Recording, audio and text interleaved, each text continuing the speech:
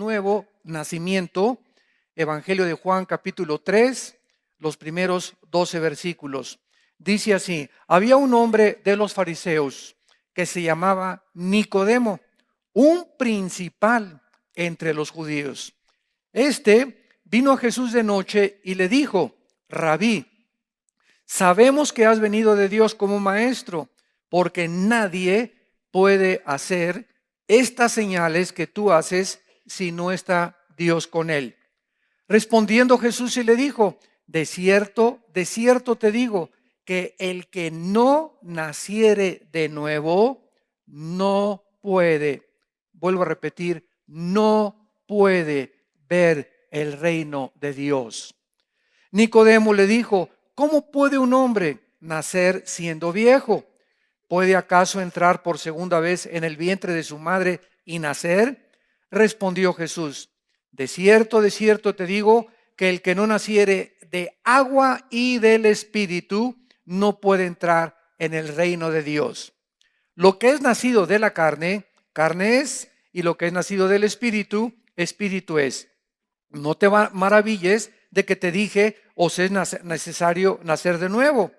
El viento sopla de donde quiere y oye su sonido, mas ni sabes de dónde viene ni a dónde va. Así es todo aquel que es nacido del Espíritu. Respondió Nicodemo y le dijo: ¿cómo puede hacerse esto? Respondió Jesús y le dijo: ¿eres tú maestro de Israel y no sabes esto? De cierto te digo que lo que sabemos hablamos y lo que hemos visto testificamos, y no recibís nuestro testimonio. Si os he dicho cosas terrenales y no creéis, ¿cómo creeréis si os dijere las celestiales? Este pasaje de la Biblia es una de las revelaciones más asombrosas que el Señor Jesucristo manifestó durante su ministerio terrenal, porque Él pone un obstáculo impresionante para poder tener contacto y regresar otra vez con Dios. En este pasaje, Cristo se encuentra con un hombre sumamente religioso. Se le llama a Nicodemo principal entre los judíos, y la palabra principal, argón en el griego, significa el líder o jefe de los judíos. O sea, era un maestro de maestros en los tiempos de Jesucristo. Era de los hombres más letrados en el Antiguo Testamento. Y este hombre, Nicodemo, parece ser, ¿verdad?, que comenzó a ver los milagros de Cristo y de alguna forma comenzó a sentir que Cristo era una persona especial y que manejaba las Escrituras como ninguno de los fariseos las había manejado anteriormente.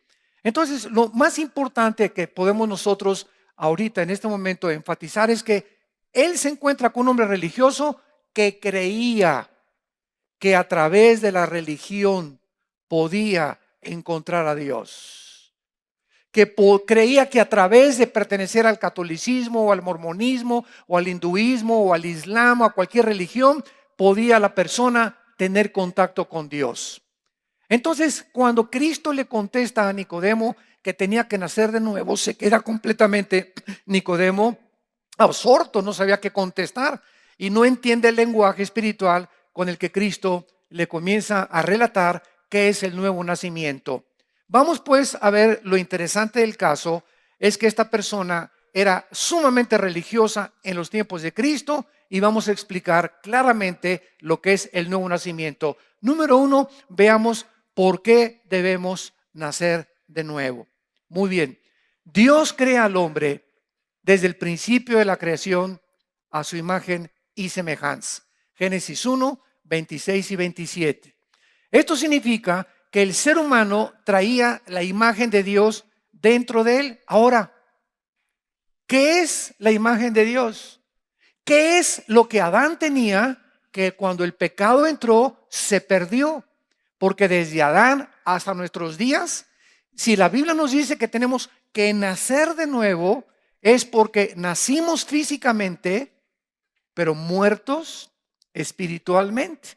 Porque el nuevo nacimiento, como Nicodemo equivocadamente lo percibió, era la reencarnación. me estás diciendo que tengo que reencarnar, o sea, regresar al vientre de mi madre y volver a nacer, como se enseña en la India, en la famosa teoría de la reencarnación.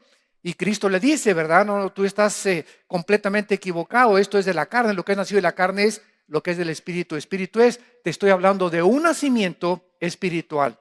Y Nicodemo, debiendo ser maestro de religión, no entendía qué significaba nacer de nuevo. Veamos en el libro de Efesios, capítulo 4, versículo 24, cuáles eran las tres características que Adán poseía y que perdimos, porque necesitamos comenzar desde el principio para ver la necesidad de por qué debemos nacer de nuevo. ¿Por qué se necesita que el espíritu que murió dentro de nosotros cuando el pecado entró, necesita volver a resucitar? Y no es a través de las obras, ni de las peregrinaciones, ni de los sacrificios, ni de sacramentos, ni de ninguna otra cosa, sino es a través de la enseñanza del Señor Jesucristo. Dice en Efesios 4, 23 y 24, y renovaos en el espíritu de vuestra mente, y vístanse del nuevo hombre creado. ¿Quién es el nuevo hombre? Aquí Pablo está hablando de las personas que ya nacieron de nuevo. Porque el momento que nacemos de nuevo vamos a ver que Dios crea completamente dentro de nosotros una nueva criatura. Creados en el nuevo hombre según Dios en la justicia y santidad de verdad. Tres elementos, tres cosas poseemos ahora los cristianos que no teníamos antes de nacer de nuevo. En otras palabras, Adán era una persona justa. Adán era una persona santa y Adán poseía la verdad. Y cuando nosotros morimos ante el pecado que heredamos de Adán hasta nuestros días, perdimos el sentido de la justicia. Y el mundo, todos nosotros somos testigos, está lleno de injusticias. En los tribunales hay injusticias, los jueces cometen injusticias, los diputados cometen injusticias, los gobernantes cometen injusticias, los padres son injustos con la esposa, son injustos con los hijos son injustos con los padres, los jefes son injustos con los obreros, con los empleados muchas veces en lugar de trabajar le roban al jefe y no trabajan y se hacen los tontos para trabajar. El mundo está lleno de justicia, pero dentro de nosotros anhelamos la justicia. Por eso hay huelgas de enfermeras, huelgas de bomberos, huelgas de policías, manifestaciones en la calle, rebelión de los jóvenes, porque todos están gritando, queremos justicia. Todos estamos luchando otra vez por regresar a que haya justicia en el mundo, porque se perdió con el pecado. En segundo lugar, se perdió la santidad. Pero a pesar de que nacimos sin santidad, algo dentro de nosotros nos dice que debemos de portarnos bien de vez en cuando. Por ejemplo, Al Capone, el gran líder de la mafia italiana en Chicago en la década de los 20, en Navidad se vestía de Santa Claus y regalaba dulces a los niños. Y el 1 de enero agarraba la ametralladora y comenzaba a matar gente. Pero de alguna forma quería él sentirse de vez en cuando, ¿verdad?, que era caritativo y que era bueno y que pues vamos a por lo menos hacer asilo a los ancianos.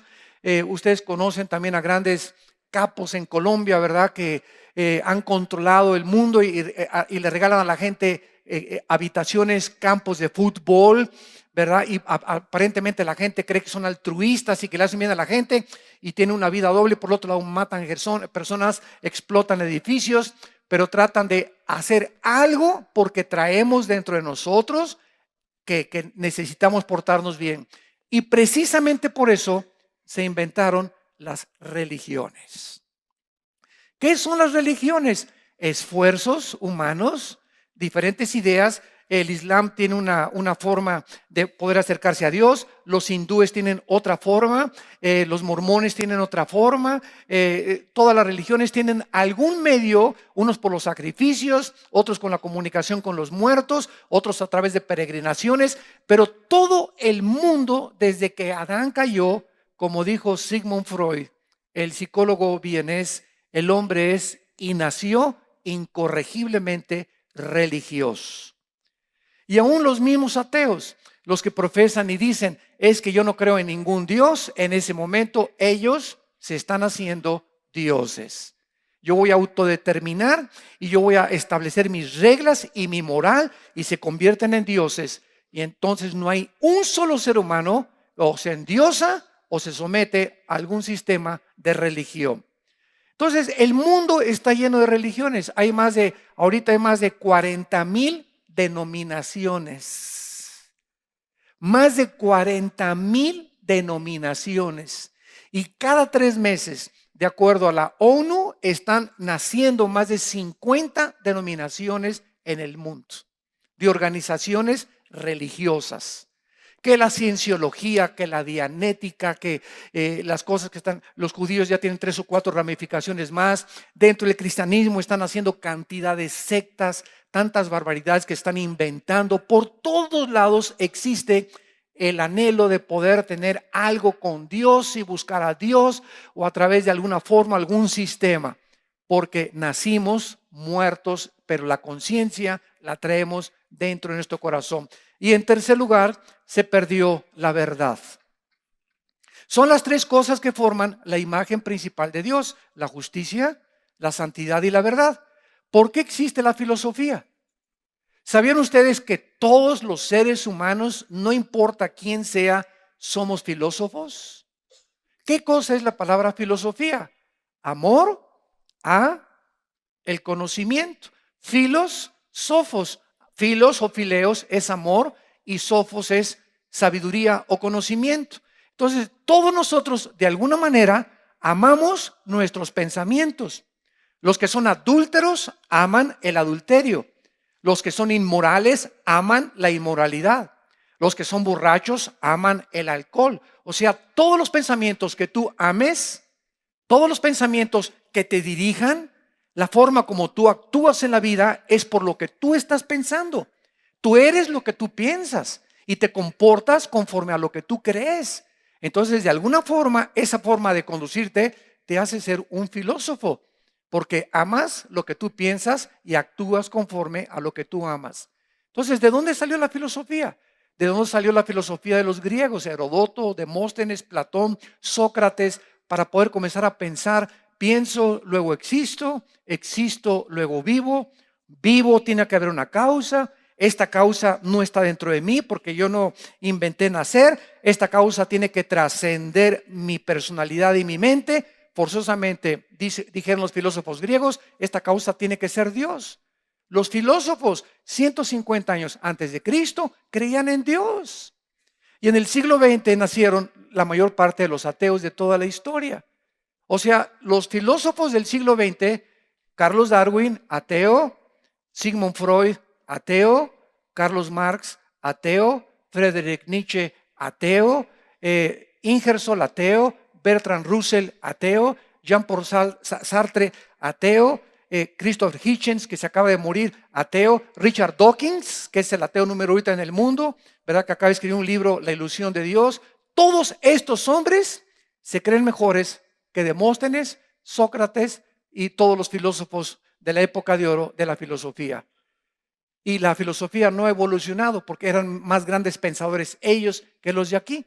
Entonces, amamos la verdad, queremos conocer la verdad, pero no sabemos que la verdad no se encuentra en ningún sistema.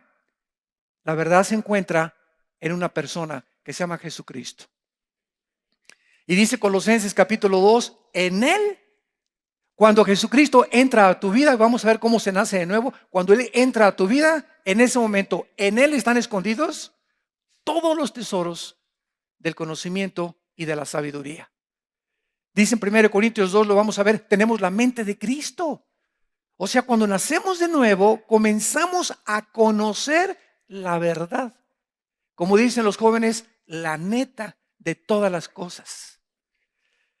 Entonces vemos esto, ¿verdad? Que Dios, aparte de que Adán tenía el conocimiento, la justicia y la verdad, y se perdió, y se comienza a recobrar hasta que nacemos de nuevo, hasta que nos convertimos a Jesucristo, Dios hizo al ser humano libre.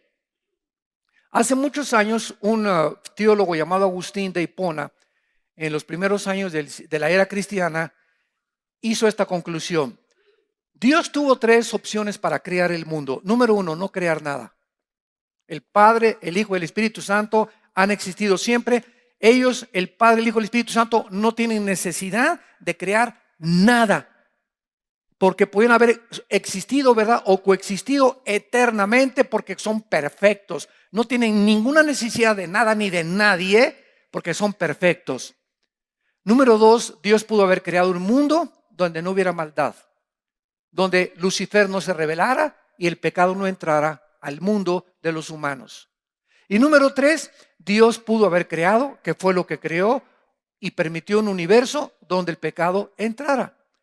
Estas tres opciones las escribí en el libro que tengo, y lo pueden ustedes conseguir, que se llama Dios y la existencia del mal, donde yo trato de explicar por qué Dios permite la existencia del mal, porque siempre que enfrentamos ateos es uno de sus principales argumentos que esgrimen. Si Dios es bueno, ¿por qué permite el mal? Porque si Dios es misericordioso, ¿por qué permite los tsunamis? ¿Por qué permite que los niños chiquitos se mueran? ¿Por qué permite el cáncer? ¿Por qué permite esto y el otro? ¿Por qué permite un hombre como Nick, que no tiene brazos ni piernas, haya nacido como un tamal?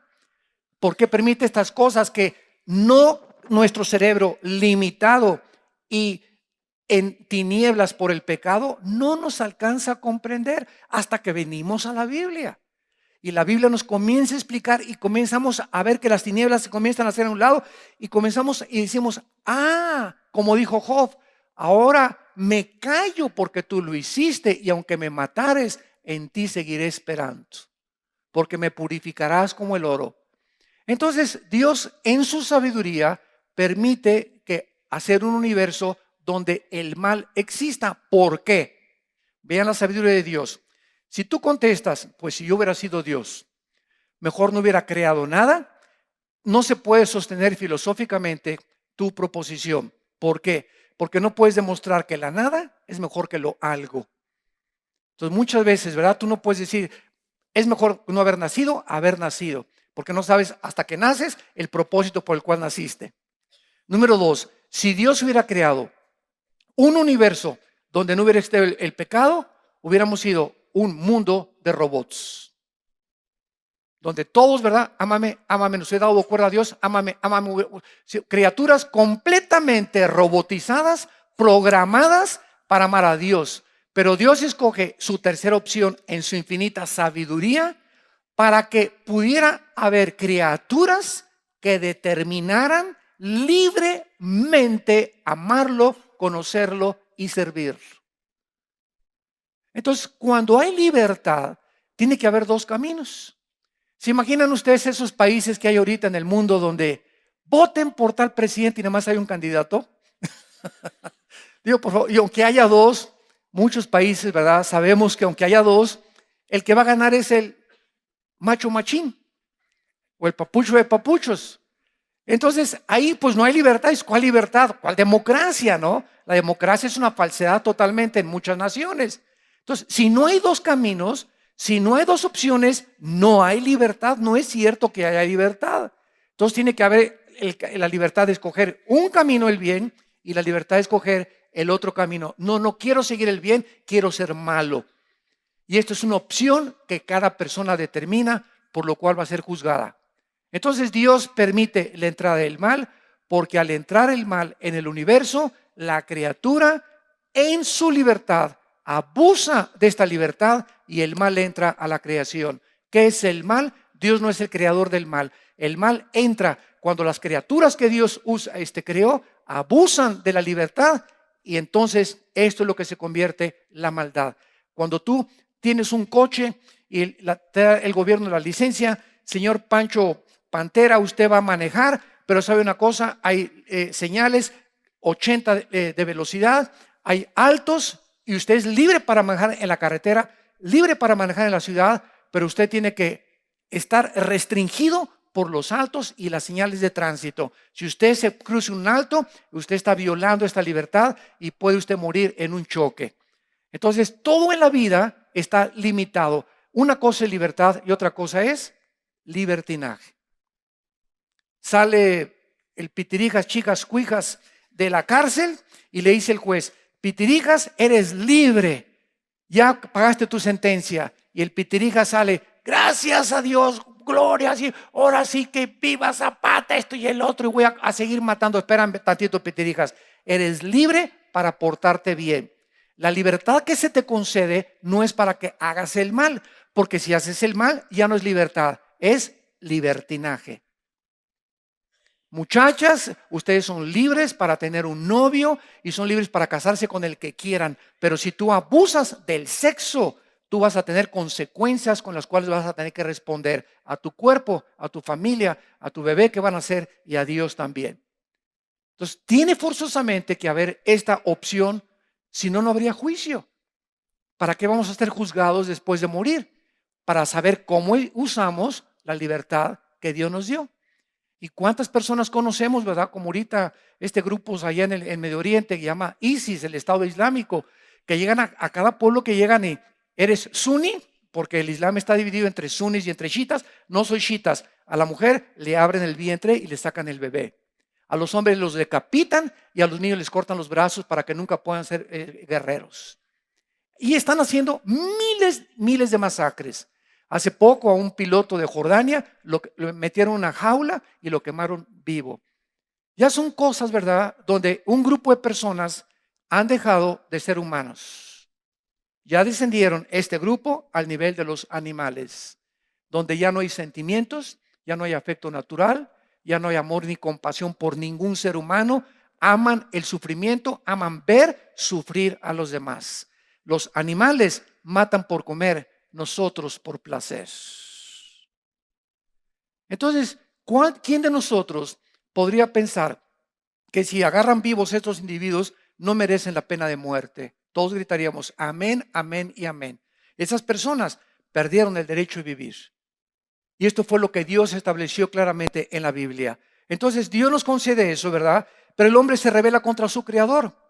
Y el hombre decide ser gobernado por él mismo y no por Dios. Y veamos nosotros en Génesis capítulo 3, inmediatamente todo esto nos va a ayudar a comprender las palabras de Cristo, por qué tenemos que nacer de nuevo. Vamos a ver que el ser humano, al pecar, al decirle Dios a Adán: Adán, mira el huerto tan lindo que tienes. Mira nomás esos árboles de mangos, Adán. Mira esos árboles de naranjas, los melones, los tomates, las uvas, las vides, etcétera, las higueras. Tú puedes comer de todo, Adán. Pero hay un solo árbol, Adán. Solamente una prohibición tienes. Tienes libertad para 99 cosas y una sola cosa te prohíbo: que no comas de ese árbol del conocimiento del bien y del mal. ¿Qué tenía este fruto que Dios no quería que el hombre, creado a su imagen y semejanza, participara de él? Independientemente que haya sido una manzana o un chabacán o una naranja o un mango, la fruta que se comió Adán, casi siempre se cree que es una manzana, porque la manzana es la fruta que más vitaminas y minerales tiene de todas las frutas. Hay un dicho en inglés que dice: one apple a day keeps the doctor away. Una manzana diaria mantiene al doctor lejos de tu vida. Porque si tienes gastritis y acidez, una manzana en ayunas, olvídate, medicinas, es lo mejor contra la acidez estomacal, es lo mejor contra la diabetes, es lo mejor contra el colesterol, es buenísima en ayunas una manzana o dos, los que te quieras comer, ¿verdad? Entonces, bueno, suponiendo que fue una manzana, pero ¿cuál es el propósito de Dios? El árbol del conocimiento. Pero noten esto, era un fruto que tenía el conocimiento, no dijo del mal, del bien y del mal. En otras palabras, Adán, yo no quiero que si tú comes este fruto, determines por ti mismo qué es bueno y qué es malo. Este era el propósito de Dios. Dios no quiere que el ser humano decida para nosotros mismos qué es bueno y qué es malo. Y como nosotros participamos de ese fruto, estamos como estamos. Ahora, para nosotros, el matrimonio entre un hombre con un hombre no tiene nada de malo. Hasta la boda hacen. Y hasta familiares van y aplauden. Es que se quieren los dos, Chuchín y Manuelito se quieren. Y Jimena con Carmelita se quieren. Y el ser humano ya perdió completamente la noción entre el bien y entre el mal. Ya no sabe qué es bueno y qué es malo. Y olvidando la Biblia y los principios morales es ilógico, ¿verdad? Si continuamos así, el mundo va a quedar despoblado, porque ¿quién va a traer a los bebés al mundo? Pero son tan cínicos que quieren adoptar por el amor de Dios. Ay, ¿y qué tal si ya no hay mujeres, verdad? ¿Para qué crear mujeres entonces? ¿Y para qué Dios creó los sexos diferentes? Pero vemos a dónde hemos llegado. Hemos llegado al punto donde también antes de casarse no hay ningún problema. Dicen los doctores, los sexólogos y los doctores del amor y los expertos que para probar antes de casarse tengan relaciones sexuales, y es lo más normal del mundo que todo el 90% de las mujeres que se casan actualmente entran sin la virginidad al matrimonio, porque es lo más normal del mundo. Es lo más, ya en las escuelas regalan condones, en las universidades regalan condones, en los clubes, en todos lados, ¿verdad? Porque es lo más normal del mundo. Eso es lo que nosotros pensamos. La Biblia dice que es pecado. Y es Dios el que estableció las leyes morales para que seamos gobernados por ellas. Pero como las hemos violado nosotros y hemos querido nosotros decidir qué es bueno y qué es malo, ahí están las consecuencias a nuestro alrededor. Mujeres embarazadas, mujeres madres solteras, SIDA, enfermedades venéreas, ébola, problemas bacteriológicos, problemas en la microbiología, problemas en lo que estamos haciendo, cánceres, etcétera, etcétera. ¿Y todo por qué? Porque nos creemos dioses, porque nosotros creemos que podemos decidir entre el bien y entre el mal. Ahí están los nazis del siglo XX, que para ellos matar 6 millones de judíos era matar ratones. Así dijo Hitler: los judíos no son seres humanos, son ratones. Oye, ¿viste contra la cola? O las orejitas o el color gris de los ratones. Pero de acuerdo a su perspectiva los convirtieron en ratones. ¿Y saben lo que hicieron los nazis?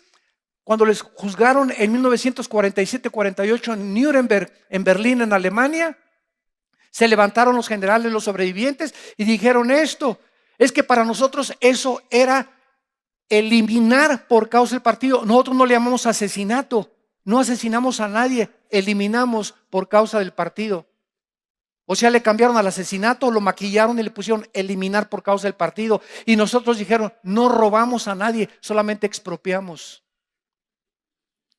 Comenzaron el pecado a maquillarlo y a ponerle otro nombre para que no se oiga tan feo: robo ni asesinato. Comenzaron ellos a determinar. Imagínense ustedes entonces quién está bien: los nazis, porque para ellos era bien lo que hicieron, o en Occidente, que los condenamos por el crimen a 6 millones de judíos. Entonces, ¿dónde está el parámetro? ¿Quién en el mundo nos va a decir quién estaba mal? ¿Ellos o nosotros? Para los islámicos ahorita radicales en el Medio Oriente, para ellos es bueno lo que están haciendo: quemar vivos a los prisioneros, establecer el Estado en todo el Medio Oriente. Para nosotros es un asesinato. ¿Quién es el que tiene la verdad? ¿Quién es el que puede decir, el juez, y decir ellos tienen razón, nosotros no, o ellos nos echan la culpa? Es que en Occidente, ¿verdad?, hay mucha pornografía y las mujeres y Hollywood, y ellos atacan eso y le llaman Satán a Estados Unidos y hijos de Satán a Israel, y Occidente y Estados Unidos los condenan como asesinos y como terroristas. ¿Qué pasa si no tenemos una ley moral? Si no tenemos alguien que nos diga: el hombre no determina el bien y el mal, soy yo, dice Dios en la Biblia. Y este es el mensaje que nosotros poseemos: predicar el evangelio de la gracia de Dios a un mundo que está confundido entre el bien y entre el mal. Adán no participa de ese árbol, y cuando Adán participa de ese árbol se independiza de Dios. Y desde Adán hasta nuestros días el hombre ha comenzado a determinar qué es bueno para mí, no es malo para ti. Lo que es malo para ti no es bueno para mí. Como hace algunos años cuando vivía el presidente Ronald Reagan, que murió como cristiano, uno de los mejores presidentes que ha tenido Estados Unidos después de Abraham Lincoln. Llegó al aeropuerto Ronald Reagan y un periodista lo interrogó y le dijo: ¿qué piensa usted de los homosexuales? Y entonces Reagan dijo, ¿verdad? Pues yo no estoy de acuerdo con ellos, porque eso es pecado, eso es algo que no debe ser, es contra la naturaleza. Dios hizo al hombre y Dios hizo a la mujer. Y entonces el periodista le contestó y le dijo, eso es lo que usted piensa. Y entonces Reagan le volvió a contestar, ¿sabe una cosa, señor periodista? No es ni lo que usted piensa ni lo que yo pienso. Nuestra opinión no vale la pena, sino lo que dice Dios en la Biblia. Y ese es el relativismo en el que hemos llegado. Te encuentras con personas y te dicen, es que para ti eso es malo y para mí eso es bueno. Entonces, si para ti eso es malo, pues está bien, es malo, pero para mí no es malo hacer lo que estoy haciendo. ¿Qué pasaría si no tuviéramos un patrón? Y ese es el punto al que el mundo ha llegado. Ya se están legislando los gobiernos, que son instituciones basadas en la institución más santa y más sagrada, que es el matrimonio. Están legislando los matrimonios gays. Los gobiernos están, es un suicidio moral de los propios gobiernos en el mundo entero y los estados que lo están haciendo. Porque es un ataque directo frontal contra la familia, contra el núcleo que forma la sociedad.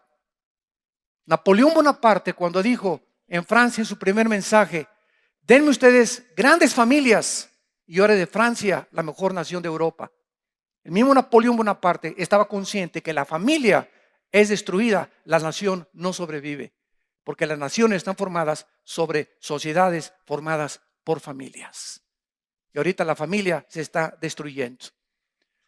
El ser humano muere entonces espiritualmente de Dios, el conocimiento de Dios, la justicia de Dios, la santidad de Dios, se mezcla, se ensucia y de Adán hasta nuestros días nacemos todos muertos. La palabra muerte en la Biblia, escucha, no significa cesar de vivir. La palabra muerte no significa cesar la existencia. La palabra muerte significa separación. Cuando tú mueres físicamente, no dejas de existir. No cesa la existencia. La gente cree que sí. Ya se murió el muertito, ya nunca lo voy a ver. No es cierto. Está en un lugar mucho mejor. Si era cristiano. Y ahora llega hasta la moda queremos resucitar al muertito. Si yo me muero y me quiero resucitar, les digo, mejor déjenme aquí. Estoy mucho mejor. ¿Para qué me quieren regresar a la tierra? ¿Al sufrir? ¿Verdad? Entonces, vamos a resucitar a los muertos. ¿Para qué? Están mucho mejor en el otro lado. Entonces, si conocemos la Biblia y comenzamos a entender la perspectiva divina, comenzamos a ver las cosas con la lente de Dios, con el enfoque con el cual Dios quiere que nosotros veamos el mundo. Ahora, en Génesis 3 vemos el resultado de esta independencia del ser humano contra Dios. Dice el versículo 7, entonces fueron abiertos los ojos de ambos. Pregunta, ¿qué estaban ciegos, Adán y Eva? ¿Estaban ciegos?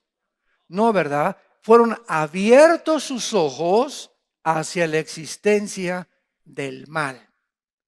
Un niño nace 1 año, 2 años, 3 años, 4 años, 5 años y hasta los 5 o 6 años el niño comienza a entender que hay algo que es malo y algo que es bueno. Mientras los primeros 4 o 5 años del niño, por ejemplo, sus sentidos no han sido desarrollados y tú pones a un niño de 3 años junto al excremento.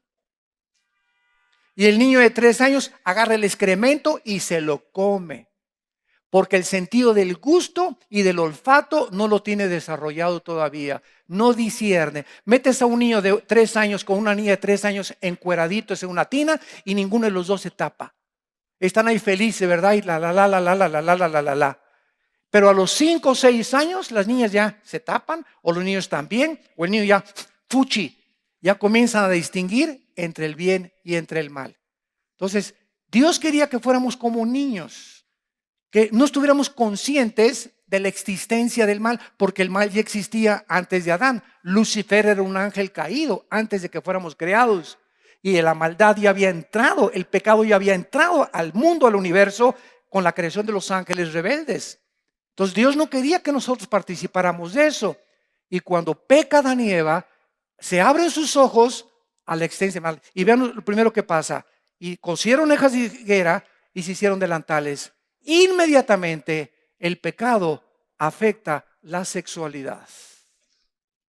Inmediatamente el pecado lo primero que afecta es la sexualidad. ¿Por qué? Porque a través del sexo se transmite el pecado. Cada vez que tú tienes relaciones con tu esposa y nace un niño, el niño nace, que dice el Salmo 51, en pecado fui formado y en pecado me engendró mi madre. ¿Por qué? Porque se transmite a través del sexo. Por eso José y María, cuando iban a tener un bebé, y Dios escoge a María, a la Virgen, para que naciera el Hijo de Dios, Cristo, no podía heredar la maldición que heredamos de Adán genética. De eso es lo que estoy hablando ahorita en el segundo servicio, la corrupción del genoma humano. Cómo ahora con el conocimiento de la genética se nos ilumina el cerebro y entendemos más. Entonces Dios no quería que esto sucediera. Entonces, ¿cuál era la única forma en que naciera el Hijo de Dios? Pero tenía que ser humano. No podía mandar a Dios un ángel, porque el ángel no pecó como pecamos nosotros. Tenía que ser un ser humano para pagar por los pecados de un ser humano, para identificarse con la raza humana. ¿Cómo lo resuelve Dios? En su sabiduría.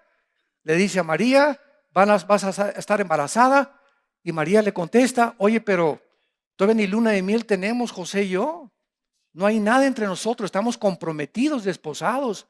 Y el ángel le dice a María, en Lucas y en el Evangelio de Mateo, María, te va a cubrir el Espíritu Santo. Y el santo ser que va a ser creado en tu vientre, lo voy a formar yo. Como dicen Hebreos, Dios me preparó cuerpo, dice Cristo en el libro de los Hebreos capítulo 2. Entonces el Espíritu Santo hace el papel del cromosoma Y que los varones tenemos y que determina el género masculino, y el cromosoma Y de José, como estaba infectado por el pecado, José no podía tener relaciones con María porque hubiera transmitido el pecado a María y el Hijo de Dios hubiera nacido en pecado y no podría morir en la cruz para pagar nuestros pecados porque hubiera tenido que pagar primero por sus pecados y después por los nuestros. Tenía que ser completamente sin pecado y sin mancha, hecho más glorioso que los cielos, el Hijo de Dios. Y esto fue hace 2000 años y hasta 1860 Gregorio Mendel descubre las leyes de la herencia.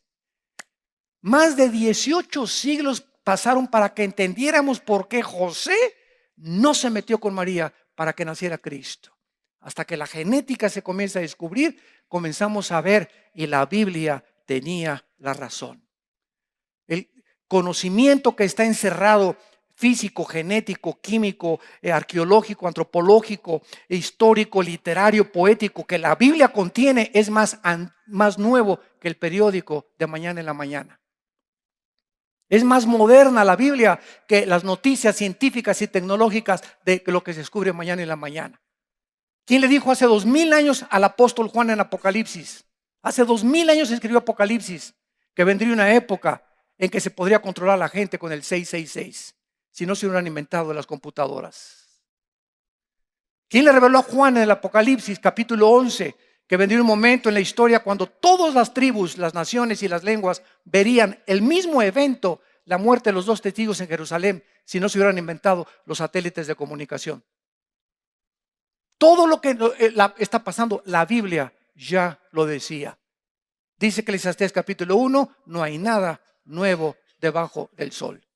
Aquí está todo encerrado para que nosotros sepamos antes de que pase que Cristo nos lo dijo antes y sepamos que nuestra confianza está en el único Dios vivo y verdadero. El hombre cobra conciencia del mal. Versículo 8. Y oyeron la voz de Dios que se paseaba en el huerto al aire del día, y el hombre y su mujer. En segundo lugar dice la Biblia, el hombre y su mujer se escondieron de la presencia de Dios. Número 1, cobraron conciencia del mal. Número 2, comenzaron a esconderse de Dios. Y ahora, desde Adán hasta nuestros días, todos los seres humanos, cuando nacemos, le huimos a Dios. Porque cuando nos enfrentamos con el Dios de la Biblia, el Dios vivo y verdadero, que es el único de las religiones que existen, que dice que cuando venimos a Él serviremos y nos deshagamos de todo lo que es los ídolos. Los seres humanos se encuentran desafiados ante un Dios celoso. Todas las religiones te permiten, bueno, mira, si eres católico, ¿verdad? Te puedes casar con un judío, con un musulmán, no hay ningún problema. Pórtate como el anticristo de lunes al viernes, ¿verdad? Pero el domingo cumple con los sacramentos y antes de que te mueras, si alguien llega y te pone la extrema unción, te vas al cielo, aunque haya sido el hijo del anticristo. Y así todas las religiones, ¿verdad? Le dan vuelo a la hilacha mientras cumplan el domingo con su religión. Pero cuando venimos a Cristo, nos encontramos con un Dios que nos desafía y que nos dice, a mí solo me vas a servir de ahora en adelante. Y eso al ser humano lo pone así, oye, me estás amenazando mi libertad. Es un concepto demasiado fuerte para mí. Así es, porque yo soy el Dios verdadero. Y esto es lo que el hombre se esconde de ese Dios que demanda de nosotros una entrega del 100%. No le puedes entregar a Dios el 95% de tu vida ni el 98%. Me dice Dios, o me entregas toda tu vida o no me entregas nada. Y por eso el hombre se esconde en los placeres, en el sexo, en el dinero, en la religión. Mientras tenga religión, pues ya por lo menos tengo mi conciencia tranquila, porque soy religioso y el domingo cumplo con mi religión. Nos escondemos de la verdad. En tercer lugar, dice el versículo 10, y él respondió, oí tu voz en el huerto y tuve miedo. Entra en tercer lugar el temor al ser humano. ¿Sabían ustedes, santos de Dios, que lo opuesto a la fe no es la incredulidad? La antítesis de la fe no es la incredulidad, es el temor. Lo opuesto a la fe es el temor. Cuando estaban los discípulos en la barca y vino el viento y estaba casi a punto de naufragar, llegaron los discípulos. Señor, Señor, ¿cómo estás roncando tú aquí, hombre? ¿Qué no te da cuidado que estamos nosotros a punto de naufragar? Despiertas algo, Señor. Y cuando se levanta Cristo, no les dice incrédulos. Lo primero que les dijo Cristo es, ¿por qué tienen temor? Es lo contrario a la fe. El temor mata completamente nuestra confianza en Dios.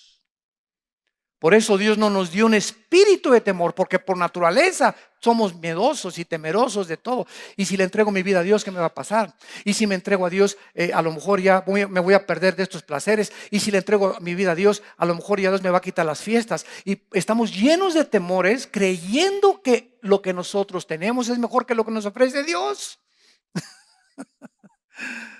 Tenemos temor de entregarnos a Dios porque creemos que nos va a pedir demasiado o que no nos va a gustar lo que nos va a pedir. Por favor, el que dio su vida por nosotros, ¿no nos dará las mejores cosas? Si nos dio a su Hijo.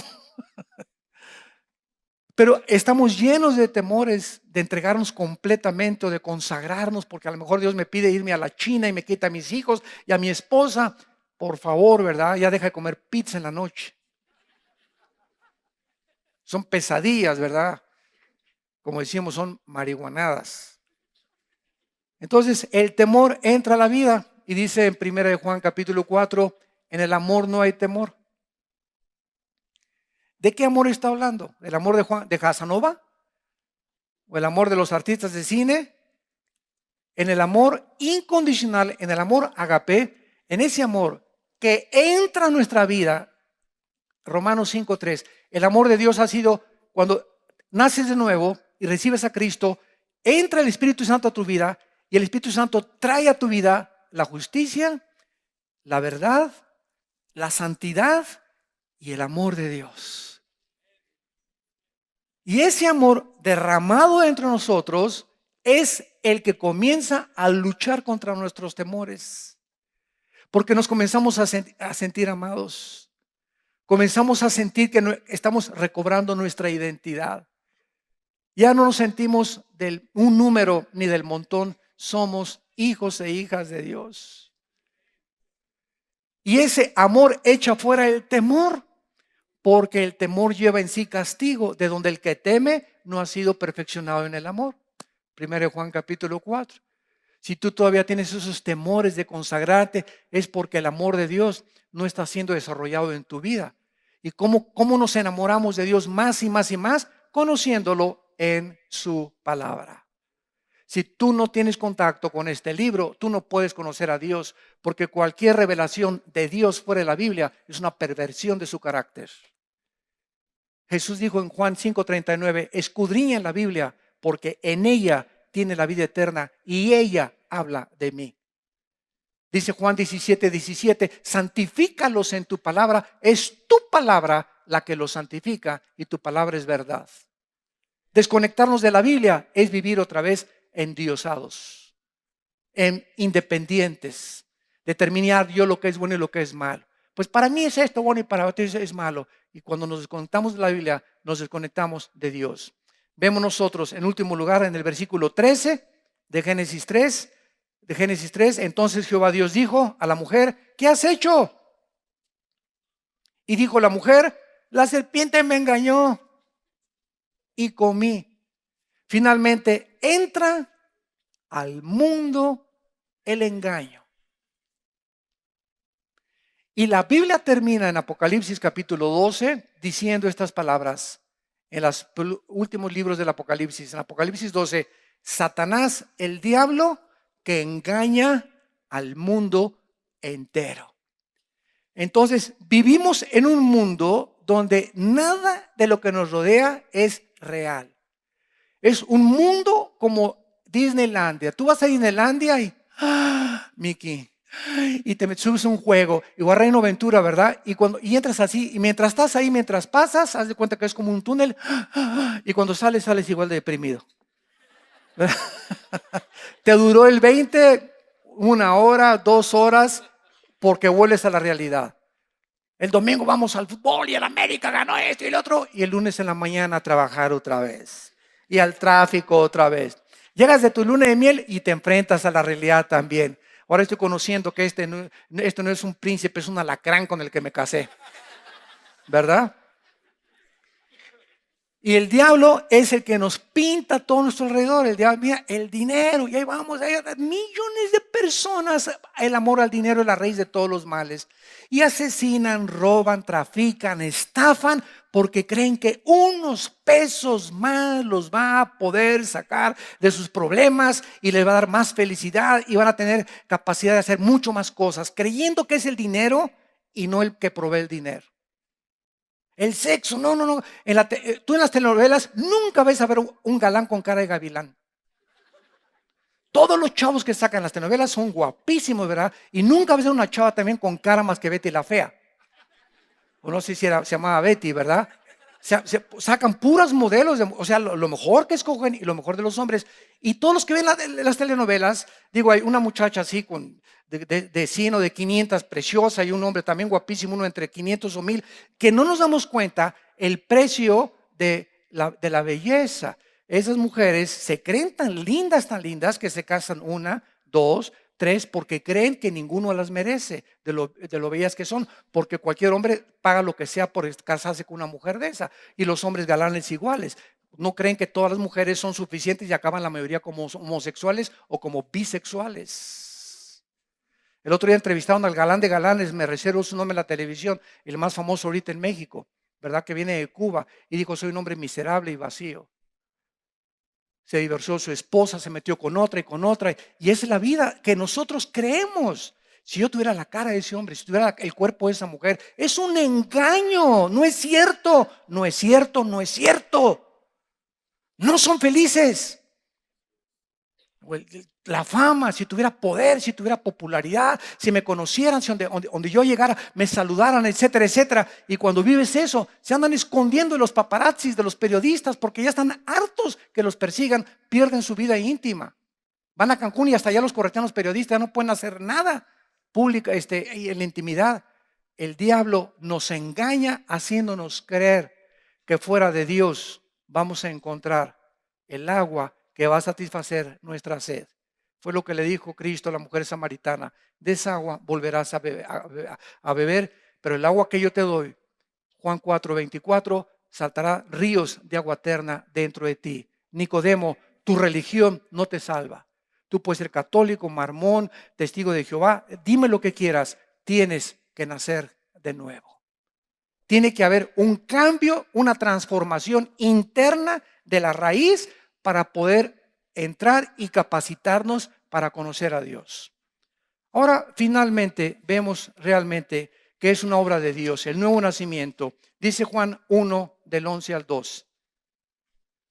A todos los que le recibieron, les dio la potestad, el derecho, el privilegio, le podríamos decir, de ser llamados. Escuchen, nada más a los que le recibieron. Dios nos da el derecho de ser llamados hijos e hijas de Dios, por lo cual somos hermanos en la fe. La semana pasada le mostré a mi esposa un correo lindo que me llegó de una mujer de una religión. Y me dice, hermano, me llamó hermano, una mujer sincera de otra religión. Hermano Armando, ¿verdad? María lo está esperando. Y yo sé que usted es de nuestro equipo, ¿verdad? Y dice, yo no soy doctor en las escrituras ni conozco la Biblia, pero yo sé que usted tiene corazón para Dios y he estado escuchando sus conferencias y usted lo único que necesita es ser de nuestra religión. Y me dio tanta ternura esa carta, ¿verdad? Se la enseñé a mi esposa y le dije, ¿sabes qué? Aquí tenemos una persona que es sincera, sinceramente equivocada, pero sincera, pero sincera. Y ella así comienza su correo. Quiero decirle que no soy docta ni conozco la Biblia. O sea, toda su enseñanza de ella son tradiciones nada más. Nunca ha checado que lo que le han enseñado es la verdad. Y le contesté y le expliqué la diferencia claramente. Le dije, con el respeto y la sinceridad que usted me ha escrito, le contesto con mucho amor también, sin temor a ofenderla. Y le dije, la Biblia es tas, y por eso usted piensa estas cosas. Y le di el plan de salvación y le dije, ¿verdad? Usted tiene que nacer de nuevo. La religión no es suficiente para entrar a conocer a Dios. No me ha contestado esto, estamos orando por ella y ojalá que Dios la toque con ese correo que le reenvíe otra vez. Pero así tenemos a la gente, ¿verdad? Que creen que por pertenecer a una religión ya están ellos con la visa y el pasaporte al morir para ir a la eternidad. Qué susto se van a llevar. Tienes que nacer de nuevo. Es una obra de Dios, no es de la sangre, no se hereda. El otro día me encontré una persona y me dijo, es que mi prima es monja. Le digo, aunque tu prima sea monja y aunque tu tío sea el arzobispo primado de Tecamachalco, eso no te hace entrar al cielo. No es por herencia, no es voluntad de carne ni de sangre. Tienes que nacer de nuevo, es una obra de Dios. En segundo lugar, es una nueva vida. El que está en Cristo, nueva criatura es. Somos una nueva creación que come como es un niño que acaba de nacer. Lo podemos comparar físicamente. El bebé cuando nace, ¿verdad? Y comienza a hablar, a balbucear. Y la mamá le da leche, la leche de ella. Porque los niños que crecen con la leche de la mamá, el primer año está la mamá protegiéndolo de enfermedades múltiples. Que ninguna leche sustituye química la leche de la mamá.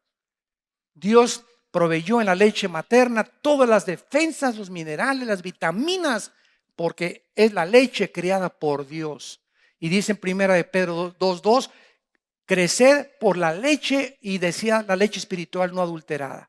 Es esta leche la que está aquí y no ninguna otra cosa, ningún libro, la que te va a hacer crecer si recibes a Cristo para poder desarrollarte y llegar a ser un guerrero, una guerrera de Dios. Es una vida permanente porque esta vida no la perdemos. La salvación no se puede perder. Dijo Cristo en el capítulo 10 de San Juan, mis ovejas oyen mi voz, versículo 27, y yo las conozco y me siguen. Y les doy vida eterna y no perecerán jamás. Ni nadie las arrebatará de mi mano. Mi Padre que me las dio es mayor que todos y nadie las puede arrebatar de la mano de mi Padre. El otro día una persona me atacó, ¿verdad? No es que uno sí puede perder la salvación, me dice, porque una persona puede decir, bueno, al final decir, bueno, ya no quiero seguir a Cristo. Y eso y en ese momento pierde la salvación. Le dije, vamos a seguir el camino que tú me estás mostrando. Una persona dice en algún punto de su vida, ya no quiero seguir a Cristo. ¿Y qué pasa a los 6 meses si decide arrepentirse? ¿Tiene que volver a nacer de nuevo? ¿Tiene que volver a ser sellado con el Espíritu Santo? ¿Tiene Cristo que volver a morir por sus pecados para pagar por ellos? ¿O por cuántos pecados murió Cristo? ¿Por los pasados, presentes o futuros? Por todos. Entonces, Dios nos dice, ¿verdad? Que si alguien dice, ya no quiero seguir a Dios. Yo en toda mi vida no conocí a nadie así. Puedes caer en drogas, puedes caer en alcohol, puedes caer en adulterio, puedes caer en todos los pecados. Pero la sangre de Cristo nos limpia de todo pecado. Y cuando un hijo se aparta, el Señor de la oreja y a cuerazo limpio te hace regresar. Hebreos 12, porque Dios al que ama disciplina y azota al que recibe, y al que no reciba, no me dice, hermano, iba a la iglesia y ahora anda por acá y por allá, ya tiene 5 años así, nunca fue nacido de nuevo, nunca nació de nuevo. Salieron de nosotros, pero no eran de nosotros, porque si hubieran sido de nosotros, hubieran permanecido con nosotros. Salieron para que se manifestara que no todos son lo que dicen ser. Entonces la iglesia está llena de personas que se dicen cristianas y no han nacido de nuevo. Y por eso caen y creen que perdieron la salvación. Judas nunca fue salvo. Comió, desayunó y viajó con Cristo y lo traicionó al final. Nunca fue salvo. Cometió alta traición. Pedro traicionó a Cristo y negó a Cristo. ¿Quién es ese? Ni lo conozco. Y lloró amargamente. ¿Cuál es la diferencia? Pedro tenía a Cristo. Judas nunca lo tuvo. ¿Quieres tú nacer de nuevo? Y los que nos escuchan a través de la televisión, es una obra del Espíritu y del agua. El agua es la palabra, solamente la fe es por el oír por la palabra de Dios, y el Espíritu Santo puede hacer el milagro en este momento en tu vida si tú le abres tu corazón y le recibes como Señor y Salvador. Oremos. Señor, te damos gracias por abrirnos los ojos, por permitirnos ver la verdad, la justicia y la santidad como tú lo ves, por librarnos de este siglo malo y del reino de las tinieblas y trasladarnos al reino admirable de la luz de tu Hijo Jesucristo. Si tú en esta mañana que escuchaste esta conferencia quieres nacer de nuevo, no es un nacimiento de la carne, es un nacimiento espiritual para estar calificado para entrar al reino de Dios y comenzar a conocer a Dios. Dile estas palabras en tu corazón: Señor, te pido perdón por mis pecados. Creo que en esa cruz con tu sangre que derramaste pagaste por ellos. Me arrepiento con todo mi corazón de mi vida pasada. Ten misericordia de mí. Señor Jesús, como creo que vives y a los 3 días te levantaste de los muertos, te pido que entres a mi corazón. Sé tú mi Señor, el único amo al que quiero servir. Sé tú mi Salvador, porque no hay otro nombre más que tu nombre en que yo pueda encontrar la salvación de mi alma. Te recibo y te doy las gracias por la vida eterna y el perdón de mis pecados, y porque nueva criatura soy desde este momento, e iré creciendo para conocerte, amarte cada vez más y servirte con toda mi alma, con todas mis fuerzas y con todo mi corazón. En el nombre de Cristo. Amén. Vida Nueva para el Mundo se sostiene y propaga el mensaje de salvación de Jesucristo. Gracias a Dios, provee recursos para crear una comunidad y organización sana. Llevemos juntos el Evangelio de Jesucristo al mundo entero. Realizamos eventos, seminarios, congresos y diferentes programas para dar a conocer el mensaje de salvación y el poder de nuestro Señor, transformando y edificando vidas de mujeres, hombres, niños alrededor del mundo. ¿Qué pasa cuando decides hacer tu donativo? Aunque no puedas llevar la palabra personalmente a todo el mundo, de esta forma lo estás haciendo. Con tus donativos o aportaciones, estás sembrando y formando parte de lo que Dios está haciendo en su obra. Estás ayudando a traer luz a la oscuridad, paz al conflicto y esperanza a los que no tienen ninguna. Dona desde México.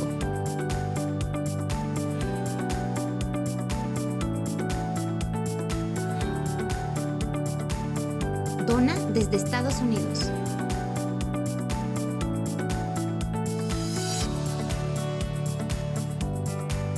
Para el resto de donaciones de otras partes del mundo, www.vidanuevaparaelmundo.org.mx/dona. Estamos cumpliendo la gran comisión.